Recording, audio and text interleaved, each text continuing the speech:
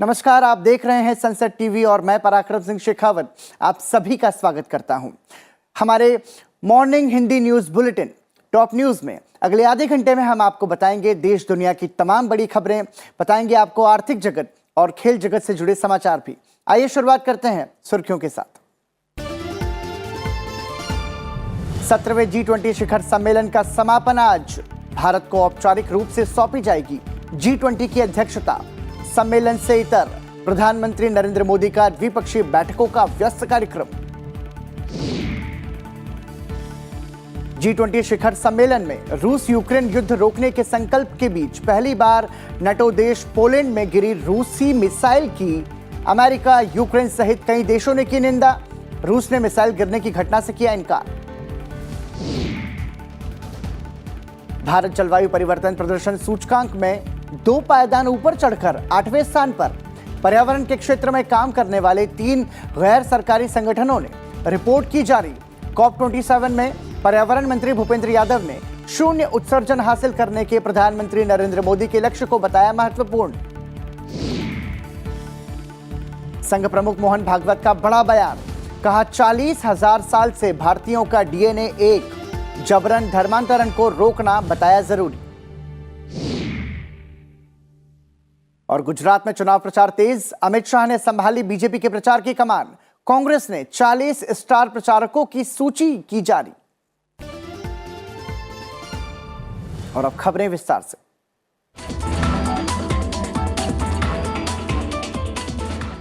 रूस और यूक्रेन के बीच युद्ध रोकने के लिए प्रधानमंत्री नरेंद्र मोदी की पहल पर मुहर लग गई है।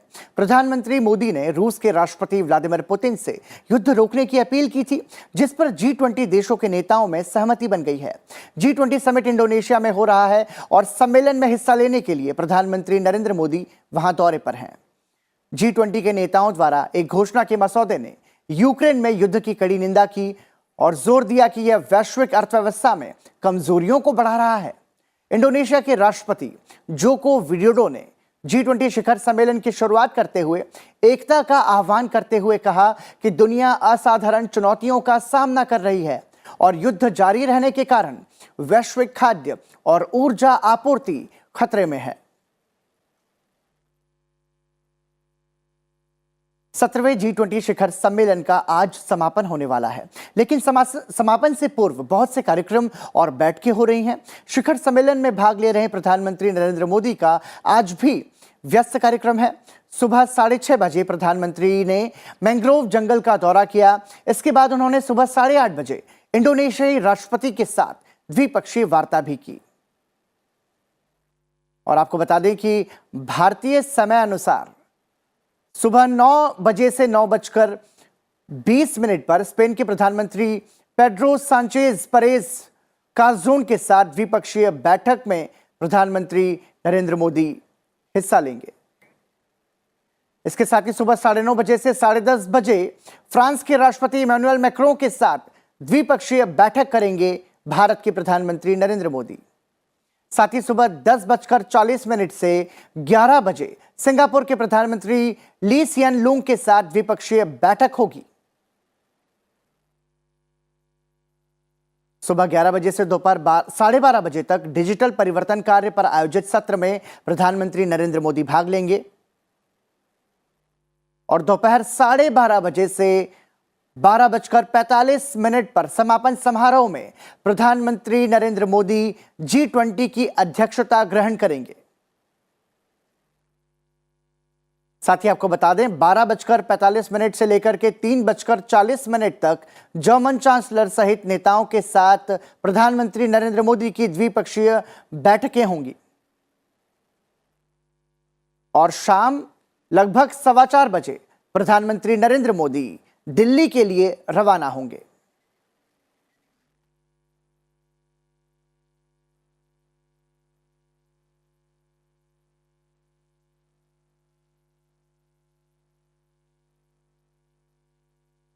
प्रधानमंत्री नरेंद्र मोदी और अमेरिकी राष्ट्रपति जो बाइडेन ने उभरती प्रौद्योगिकियों तथा कृत्रिम बुद्धिमत्ता सहित अन्य क्षेत्रों में भारत अमेरिका रणनीतिक साझेदारी की स्थिति की मंगलवार को समीक्षा की। समीक्षा बैठक को लेकर विदेश मंत्रालय ने विज्ञप्ति जारी करते हुए कहा कि दोनों नेताओं ने उभरती प्रौद्योगिकियों, एडवांस्ड कंप्यूटिंग, कृत्रिम बुद्धिमत्ता जैसे भविष्योन्मुखी क्षेत्रों में प्रगाढ़ होते सहयोग सहित भारत अमेरिका रणनीतिक साझेदारी की समीक्षा की। समझा जाता है कि इंडोनेशिया के बाली शहर में आयोजित G20 शिखर सम्मेलन से इतर अपनी बैठक के दौरान प्रधानमंत्री नरेंद्र मोदी और जो बाइडेन ने रूस यूक्रेन युद्ध और उसके प्रभावों के बारे में भी चर्चा की। एक अन्य बैठक में प्रधानमंत्री ने इंडोनेशिया के राष्ट्रपति जोको विडोडो के साथ भी चर्चा की।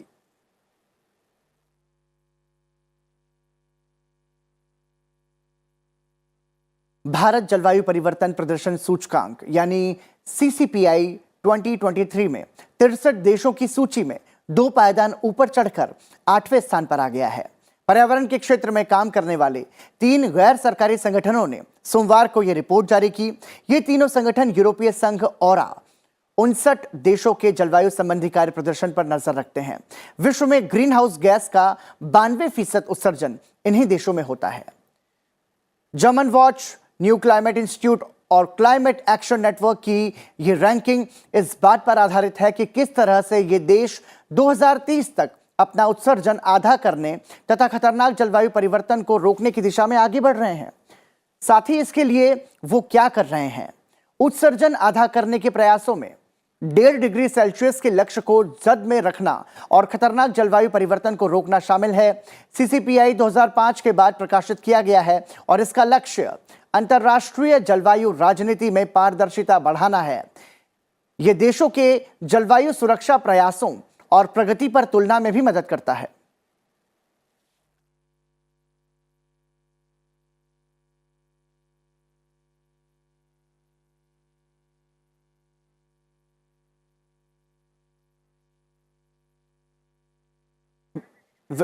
वैश्विक जलवायु परिवर्तन निश्चित रूप से एक गंभीर समस्या है जिस पर पूरी दुनिया को एक साथ मिलकर काम करने की जरूरत है।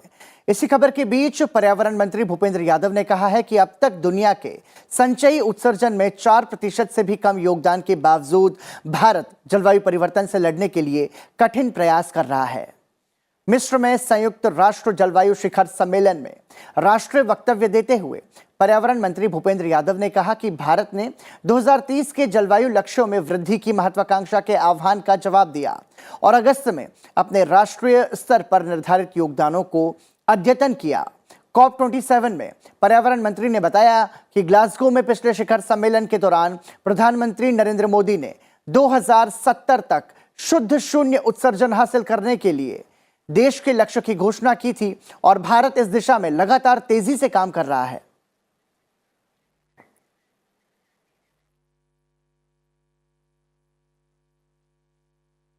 और हमारे सहयोगी अखिलेश सुमन इस वक्त हमारे साथ फोन लाइन पर जुड़ चुके हैं। अखिलेश, समझना चाहेंगे आपसे, G20 शिखर सम्मेलन के महत्व को तो पूरी दुनिया समझ रही है, लेकिन आज जो प्रधानमंत्री नरेंद्र मोदी दोपहर में इसकी अध्यक्षता ग्रहण करेंगे, भारत की भूमिका G20 शिखर सम्मेलन में किस तरीके से कैसे समझ सकते हैं? देखिए प्रतिबिंब, भारत की भूमिका G27 में G20 में आप इसी बात से समझ सकते हैं कि प्रधानमंत्री नरेंद्र मोदी ने जब लोगो का उद्घाटन किया था उसी समय उन्होंने कहा था वसुधैव कुटुंबकम, means one world one family. तो G20 के माध्यम से प्रधानमंत्री नरेंद्र मोदी और भारत एक संदेश ये देना चाहता है कि जिस तरह से टकराव से भरी यह दुनिया हो गई है और जिस तरह प्रधानमंत्री नरेंद्र मोदी ने रूस के राष्ट्रपति पुतिन को कहा था कि यह युद्ध का समय नहीं है, तो G20 की भूमिका किस तरह से विश्व में सहयोग बढ़ाने में हो सकती है, किस तरह से विश्व में टकराव को रोकने वाली हो सकती है और किस तरह से दुनिया में जो तकनीक, उच्च तकनीक है और जो कहीं पिछड़े देश है उनमें तकनीक का ट्रांसफर, निवेश का किस तरीके से ट्रांसफर हो सकता है ताकि दुनिया में एक विकास के पैमाने पे बहुत ज्यादा भेद नहीं रहे। तो G20 चूंकि एक विकसित देशों और उसके अलावा जो तेजी से विकासशील देश है उन दोनों तरीके के देशों का समुच्चय है, इसलिए ये अपेक्षा की जाती है कि आगे आने वाले दिनों में जब G20 की अध्यक्षता हम 1 दिसंबर से ग्रहण करेंगे उसके बाद से कई तरह के एजेंडा होंगे जिसमें किस तरीके से इन दोनों समूहों के देशों के बीच में सहयोग बढ़ाया जा सके। और खास करके जो पैंडेमिक हुआ, कोरोना 19 पैंडेमिक, उसके बाद जो दुनिया में कह सकते हैं कि एक आपूर्ति श्रृंखला में बाधा पड़ी, यह समझ में आया कि मैन्युफैक्चरिंग को विकेंद्रीकृत करना जरूरी है, हर जगह मैन्युफैक्चरिंग को बढ़ाना जरूरी है। और उसके अलावा जो रूस यूक्रेन युद्ध के कारण जो गतिरोध हुआ है, उस गतिरोध को देखते हुए भी इस बात की जरूरत महसूस हुई। तो निश्चित तौर पे भारत को जब अध्यक्षता मिलेगी तो भारत ने कई एजेंडा अपना तय कर रखा है और आगे आने वाले दिन में कई एजेंडा तय किए जाएंगे ताकि इन मुद्दों पर, इन सहयोग के इस रोड मैप पे आगे बढ़ा जा सके। प्रतिबिंब, बहुत बहुत धन्यवाद अखिलेश इस तमाम जानकारी के लिए। और इसी के साथ बढ़ते हैं अगली खबर की ओर। राष्ट्रीय स्वयंसेवक संघ के सरसंघचालक मोहन भागवत ने शनिवार को हिमाचल प्रदेश के धर्मशाला में एक कार्यक्रम में कहा कि पिछले 40,000 साल से पहले से भारत के सभी लोगों का डीएनए समान है। उन्होंने कहा कि हमारे पूर्वजों ने कई बलिदान दिए हैं, त्याग किया है, इसलिए हमारी संस्कृति आज भी जीवित है। हमारा देश फल फूल रहा है। हम अपने पूर्वजों का अनुकरण करते हैं, लिहाजा हमारी निष्ठा भी उनके प्रति है। राष्ट्रीय स्वयंसेवक संघ के प्रमुख मोहन भागवत ने कहा कि हम सबके पूर्वज समान हैं। 40,000 साल से पहले से जो भारत था, काबुल के पश्चिम से छिंदवाड़ा नदी की पूर्व तक और चीन की तरफ की ढलान से श्रीलंका के दक्षिण तक जो मानव समूह आज है, उनका डीएनए 40,000 सालों से एक समान है और तब से हमारे पूर्वज भी समान हैं। हमको उन पूर्वजों ने यही सिखाया। भागवत ने कहा कि अपनी अपनी पूजा है और उस पर पक्के रहो, अपनी अपनी भाषा है उसे बोलो, उस भाषा का विकास करो, अपने अपने खान पान और रीति रिवाज पर भी पक्के रहो। मोहन भागवत ने कहा हमें एक दूसरे की पूजा पद्धति का सम्मान करना चाहिए।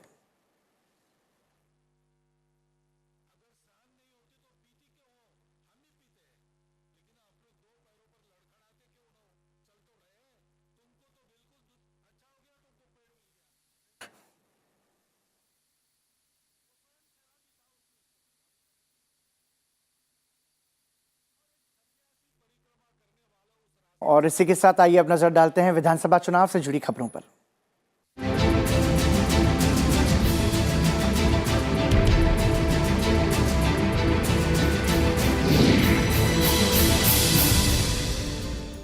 गुजरात विधानसभा की 89 सीटों पर पहले चरण में होने वाले चुनाव के लिए 1362 प्रत्याशियों ने नामांकन पत्र भरा है। पहले चरण के लिए जिन उम्मीदवारों ने नामांकन पत्र भरा है, उनमें गुजरात के मुख्यमंत्री और बीजेपी की ओर से मुख्यमंत्री पद के उम्मीदवार भूपेंद्र पटेल, अहमदाबाद की घटलोडिया सीट और आम आदमी पार्टी की ओर से मुख्यमंत्री पद के प्रत्याशी इसुदान गढ़वी देवभूमि द्वारका जिले की खंबोलिया सीट से चुनाव मैदान में उतरे हैं। राज्य की 182 सदस्यीय विधानसभा की 89 सीटों पर पहले चरण में 1 दिसंबर को मतदान होगा। इसके अलावा 95 उम्मीदवारों ने 5 दिसंबर को होने वाले दूसरे चरण के चुनाव के लिए भी नामांकन पत्र भरा है। पहले चरण के लिए नाम वापस लेने की अंतिम तारीख 17 नवंबर है, जबकि दूसरे चरण के लिए नाम वापस लेने की तारीख 21 नवंबर है। मतों की गिनती 8 दिसंबर को होगी।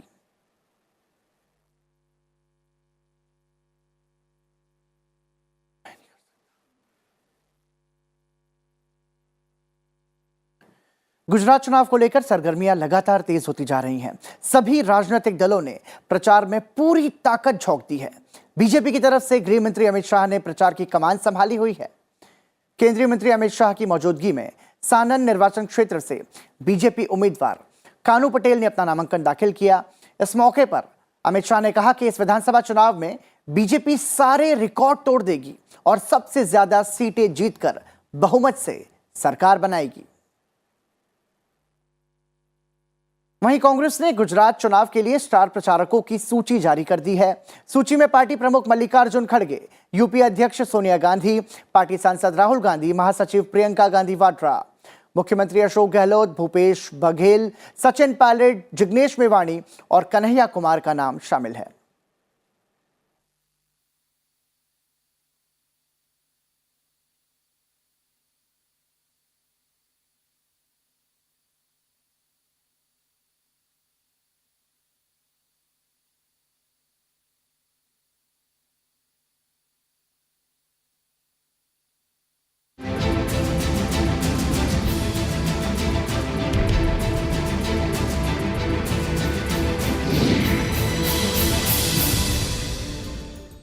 आज प्रेस दिवस है।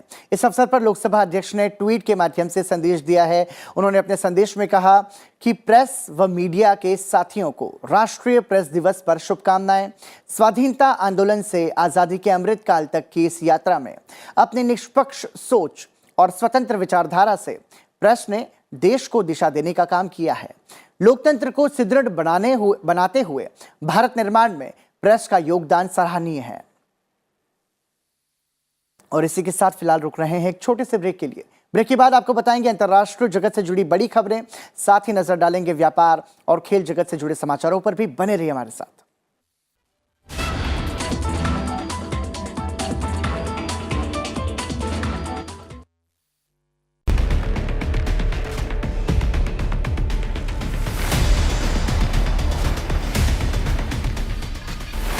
Nature and You, the Environment Series, aim is to awake and aware people to protect our environment, be it climate or wildlife crisis, depletion of ocean resources, waste management issues. Only on Sunset TV.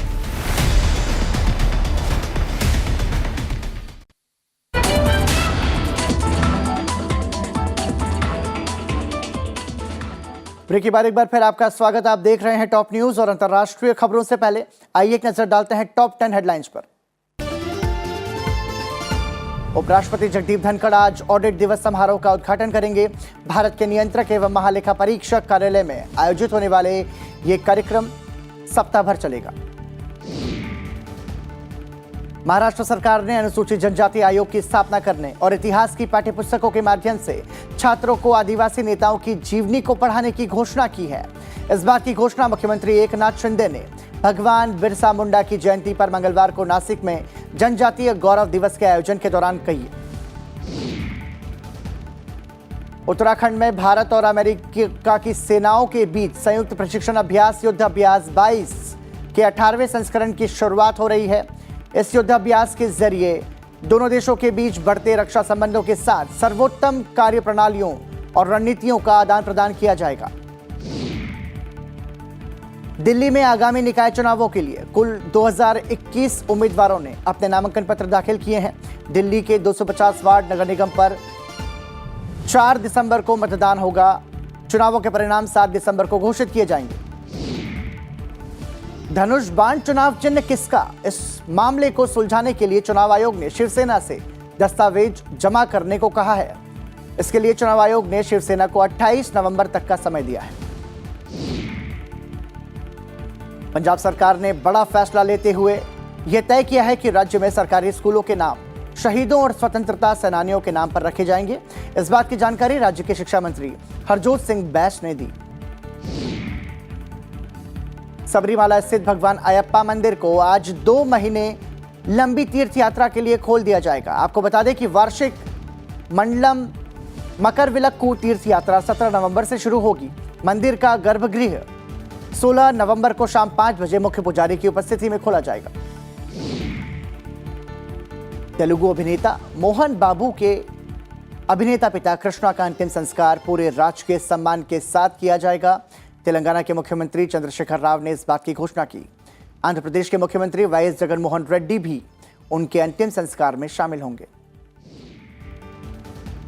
Madhya Pradesh के रतलाम जिले के जमुनिया गांव के पास महू नीमच राजमार्ग पर हुए हादसे में 4 मजदूरों की मौत हो गई और 12 घायल हो गए। दरअसल एक तेज रफ्तार कार ने सड़क पर काम कर रहे मजदूरों को रौंद दिया। आरोपी कार चालक को गिरफ्तार कर लिया गया है। और मद्रास उच्च न्यायालय आज ऑनलाइन जुए पर प्रतिबंध लगाने वाले अध्यादेश की संवैधानिक वैधता को चुनौती देने वाली याचिका पर सुनवाई करेगा। कुछ दिन पहले ही अखिल भारतीय गेमिंग महासंघ ने तमिलनाडु सरकार के इन खेलों पर प्रतिबंध के अध्यादेश के खिलाफ मद्रास हाईकोर्ट का रुख किया था। और आइए अब नजर डालते हैं अंतर्राष्ट्रीय खबरों पर। रूस निर्मित मिसाइल पोलैंड देश के पूर्वी हिस्से में गिरने से 2 लोगों की मौत हो गई। इस बात की पुष्टि खुद पोलैंड की तरफ से की गई है। इसके बाद पोलैंड ने मिसाइल घटना पर रूसी दूत को तलब किया। पोलिश सरकार के बयान के मुताबिक विदेश मंत्री जिग्न्यू राव ने रूसी राजदूत को तलब किया और उनसे इस मामले में तत्काल विस्तृत स्पष्टीकरण देने की मांग भी की। आपको बता दें कि महीनों से चल रहे रूस यूक्रेन युद्ध में पहला अवसर है जब रूस की कोई मिसाइल नाटो देश पर गिरी हो। रूसी रक्षा मंत्रालय ने पोलैंड में रूसी मिसाइल गिरने की किसी भी घटना के होने से साफ तौर पर इनकार किया है। Wiemy oczywiście doskonale o tym, że przez cały dzień praktycznie trwał rosyjski atak rakietowy właśnie przeciwko Ukrainie, ale nie mamy w tej chwili żadnych jednoznacznych dowodów na to, kto wystrzelił tą rakietę. Prowadzone są czynności śledcze. Śledczy, wierzę w to głęboko, tą kwestię wyjaśnią. Najprawdopodobniej była to rakieta produkcji rosyjskiej, ale to wszystko jest w tej chwili jeszcze w trakcie badania. रूसी हमलों से मंगलवार को Ukraine एक बार फिर हिल गया। रूस के ताबड़तोड़ हमलों के चलते यूक्रेनी अधिकारियों ने तुरंत आपातकालीन ब्लैकआउट की घोषणा की और राजधानी में आवासीय भवनों को बंद कर दिया। यूक्रेन के एक वरिष्ठ अधिकारी ने स्थिति को गंभीर बताया और यूक्रेनियन से अपने बिजली के उपयोग में कटौती करने और वहां रुकने का आग्रह किया। बिजली देने वाली कंपनी ने राजधानी में आपातकालीन ब्लैकआउट की घोषणा की और अधिकारियों ने भी अन्यत्र इसी तरह के कदमों की घोषणा की है। करीब 4 साल के राजनीतिक गतिरोध और 5 चुनावों के बाद इजराइल के नए प्रधानमंत्री बेंजामिन नेतन्याहू ने दक्षिणपंथी संसद में शपथ ली। प्रधानमंत्री बेंजामिन नेतन्याहू 120 सीटों वाली संसद में धार्मिक गठबंधन को एक साथ लाने के लिए काम कर रहे हैं। इजरायली समाज के हाशिए पर दक्षिणपंथी गठबंधन की बढ़ती लोकप्रियता ने नेतन्याहू की राजनीतिक वापसी को बढ़ावा देने में मदद की है। ब्रिटिश प्रधानमंत्री ऋषि सुनक ने कहा कि ब्रिटेन की अंतर्राष्ट्रीय प्रतिष्ठा को आर्थिक अस्थिरता की वजह से थोड़ा झटका लगा है। ऋषि सुनक ने यह बात एक इंटरव्यू के दौरान कही। उन्होंने कहा कि बढ़ती महंगाई और ब्रिटेन के पब्लिक लोन को कम करने के लिए ऑटम स्टेटमेंट में कर वृद्धि और खर्च में कटौती की जरूरत थी, लेकिन उन्होंने वादा किया कि फैसले निष्पक्ष तरीके से लिए जाएंगे और सभी को कर्ज के स्तर में कमी से फायदा होगा। कैनेडी स्पेस सेंटर में अगली पीढ़ी के रॉकेट ऑर्टिमिस को चंद्रमा की यात्रा पर भेजने के तीसरे प्रयास की तैयारियां चल रही हैं। अमेरिकी अंतरिक्ष एजेंसी नासा के लिए अगली पीढ़ी के रॉकेट आर्टिमिस की ये चंद्रमा के लिए पहली उड़ान होगी। इससे पहले चंद्रमा पर 50 साल पहले अपोलो मिशन भेजा गया था। 32 मंजिल के बराबर ऊंचाई वाले अंतरिक्ष लॉन्च सिस्टम SLS रॉकेट को फ्लोरिडा के कैप केनावरल से स्थानीय समय के मुताबिक रात 1:04 पर रवाना होना है। Well, this mission, as you may know, is going to be an uncrewed mission, Artemis 1.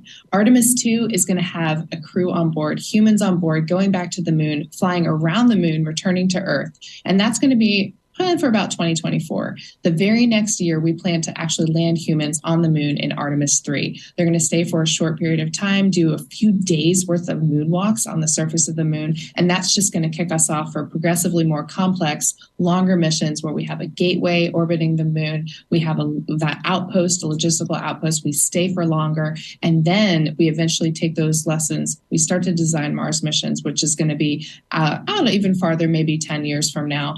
But the exciting part is we're kicking it off, and in the next couple years, you're going to see humans back at the moon. और अंतर्राष्ट्रीय खबरों के बाद आइए अब नजर डालते हैं आर्थिक जगत की खबरों पर बिजनेस बस के जरिए।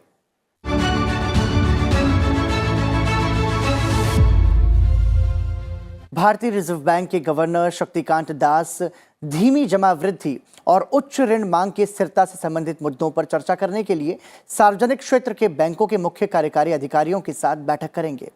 बैठक में धीमी जमा वृद्धि और ऋण की ऊंची मांग को बनाए रखने से संबंधित मुद्दों पर चर्चा की जाएगी। आरबीआई के आंकड़ों के अनुसार सरकारी बैंकों की जमा राशि में सालाना आधार पर 10.2% की तुलना में 9.6% की वृद्धि हुई है, जबकि ऋण की बढ़त एक साल पहले 6.5% की तुलना में 17.9% बढ़ गया है। बैठक में खुदरा और सूक्ष्म संपत्ति की गुणवत्ता पर भी विचार विमर्श किया जाएगा। इसके अलावा बैठक में पिछले महीने प्रधानमंत्री नरेंद्र मोदी की ओर से शुरू की गई डिजिटल बैंकिंग इकाइयों के कामकाज की भी समीक्षा की जाएगी।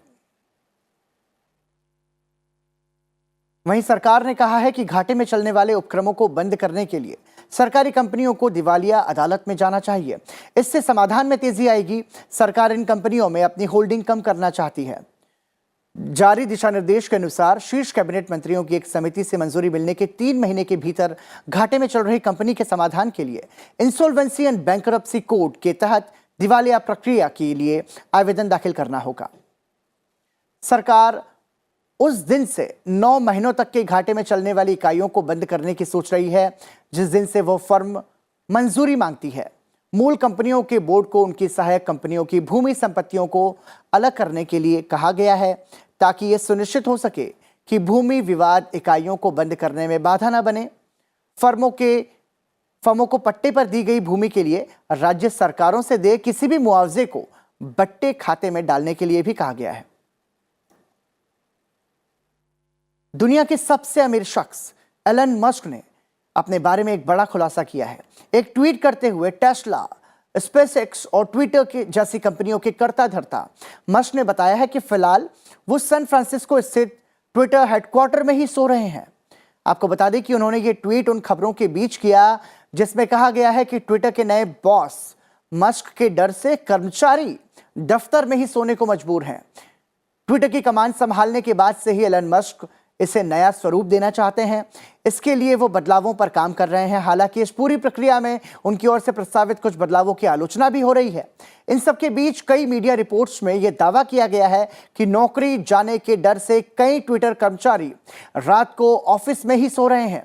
इन खबरों के बाद अब मस्क ने भी साफ किया है कि वो खुद ट्विटर हेडक्वार्टर में सो रहे हैं और ऐसा तब तक चलेगा जब तक ट्विटर पर सब कुछ ठीक नहीं हो जाता। हालांकि एलन मस्क ने इस ट्वीट को बाद में डिलीट कर दिया। और अब बात खेल जगत से आने वाली बड़ी खबरों की।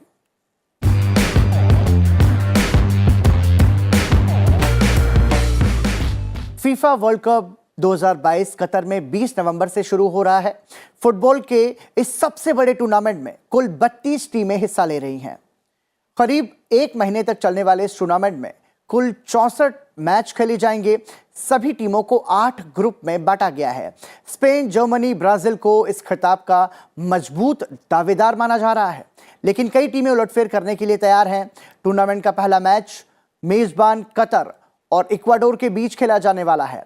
टूर्नामेंट का सेमीफाइनल मुकाबला 14 और 15 दिसंबर को होगा, जबकि टूर्नामेंट का खिताबी मुकाबला 18 दिसंबर को खेला जाएगा। टॉप न्यूज में फिलहाल इतना ही, लेकिन जाते जाते आपको छोड़े जाते हैं 16 नवंबर यानी कि आज की तारीख से जुड़े इतिहास के साथ। देखते रहिए सनसेट टीवी। नमस्कार। 16 नवंबर साल 1966 में भारतीय प्रेस परिषद का गठन किया गया। वर्तमान में पत्रकारिता जन जन तक सूचना पहुंचाने का मुख्य साधन बन चुका है। आज ही के दिन राष्ट्रीय प्रेस दिवस मनाया जाता है। राष्ट्रीय प्रेस दिवस मनाने का मुख्य उद्देश्य देश में आम लोगों को प्रेस के बारे में जागरूक करना और उनको प्रेस के नजदीक लाना है। 16 नवंबर साल 1945 में यूनेस्को का गठन किया गया। साल 1942 में कुछ यूरोपीय देशों द्वारा शिक्षा सम्मेलन में एक प्रस्ताव पारित हुआ। इस प्रस्ताव के अनुसार साल 1945 में ब्रिटेन में संयुक्त राष्ट्र की एक बैठक आयोजित हुई, जिसमें 44 देशों के प्रतिनिधियों ने हिस्सा लिया। इस सम्मेलन में यूनेस्को की स्थापना का फैसला लिया गया। यूनेस्को विश्व भर में सांस्कृतिक धरोहरों का संरक्षण करता है। 16 नवंबर साल 1930 में मिहिर सेन का जन्म पश्चिम बंगाल के पुरुलिया में हुआ। वे भारत के प्रसिद्ध लंबी दूरी के तैराक थे। साल 1958 में इंग्लिश चैनल तैर कर पार करने वाले मिहिर सेन भारत के ही नहीं बल्कि एशिया के पहले तैराक थे जिन्होंने इस कीर्तिमान को छुआ। उन्होंने 14 घंटे 45 मिनट में अपना लक्ष्य हासिल किया। मिहिर को साल 1959 में पद्मश्री और साल 1967 में पद्म भूषण पुरस्कार से सम्मानित किया गया।